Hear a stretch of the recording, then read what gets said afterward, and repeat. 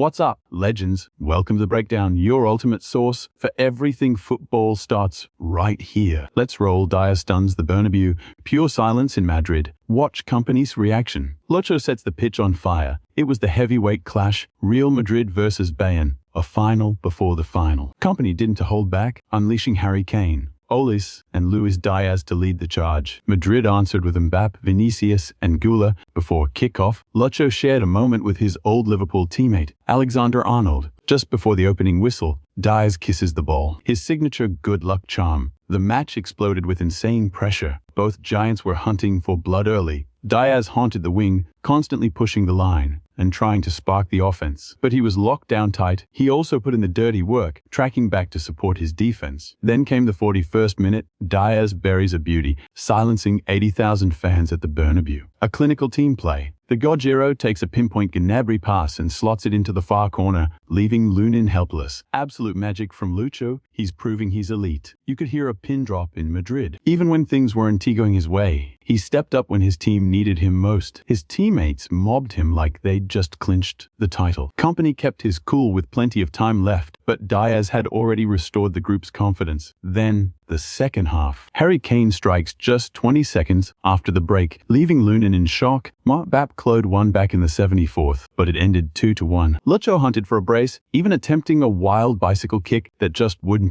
fall. The shot went wide, leaving the series on a knife edge. Luckily for Bayern, they settled this at home. In the dying minutes, Díaz was subbed out, but the tension boiled over first. Within minutes, the Gauchero made several uncharacteristic blunders that infuriated his teammates. He blew a massive counterattack with a poor ball to Olise. Then came a botched pass in the box and an offside play. He should be let go. The team lost it on him. A clear sign of total burnout. Even the commentators couldn't ignore it. Lucho was gassed. His second half was rough. Legs gone. Bad decisions. That's pure exhaustion talking. Over to you, Kompany. As you heard, those are the mistakes of a player running on empty. The nightmare scenario is real. Díaz is hitting a wall. The cameras caught him gasping for air. Head down. Kompany is grinding him into the ground. He leads Bayern in minutes, and the home stretch is just starting. Here are the squad ratings. Kane gets an 8. Olise is the MVP with an 8.1. Gnabry 7.3. Lucho 7.2. Lamer and Tar bottomed out. Díaz's fatigue is now a serious problem for Bayern. Kompany has no backup. What do you guys think about Lucho's burnout? Is he being overplayed? Drop your comments below, but Madrid vs Bayern was indeed the only drama tonight. On the other side, Luis Javier Suarez faced Arsenal. Another brutal night for the Colombians in the Champions League. Suarez started and fought hard up front, but the luck just wasn't there. Arsenal snatched a 1-0 victory in the 91st minute thanks to Havertz. The door is still open, but Sporting faces a mountain to climb in the return leg. Only one Lucho found the net this time. Hopefully, both Colombians survived the next round. Switching gears, Díaz touched on the James Rodríguez situation before kickoff. Controversy is swirling. Some blame the federation, others blame James himself. Díaz said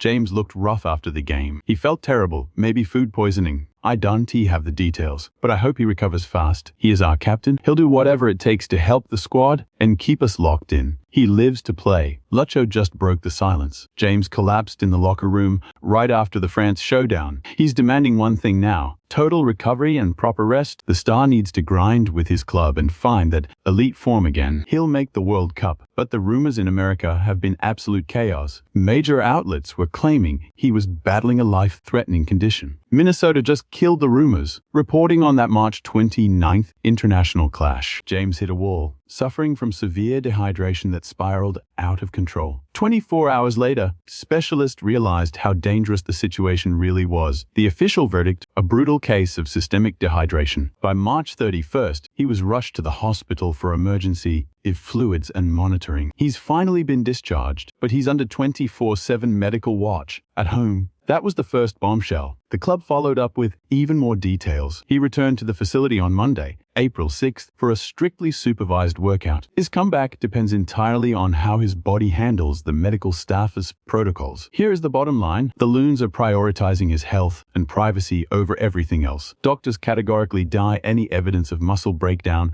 or severe permanent damage. The club is practically begging the press to stop the wild conspiracy theories. Do not expect leaks. All news comes strictly publicly through official club channels. That is the final word from the front office. They have officially debunked the deadly illness talk. He is just recovering. The internet firestorm forced the club to break their silence with this statement. His return is a mystery, and with the World Cup looming, he needs minutes fast. It is do or die. James has to find his rhythm or face a total disaster. Coach Lorenzo still believes, but the actual performance on the pitch is shaky. You cannot take anyone to the World Cup who is not at 100%. Meanwhile, Lucho Diaz is officially taking over as the team's new powerhouse leader. Lucho has the clout to lead now. Let's hope James finds his spark again. That wraps up today's biggest headlines. See you in the next one. Smash that subscribe button and follow us on all social platforms.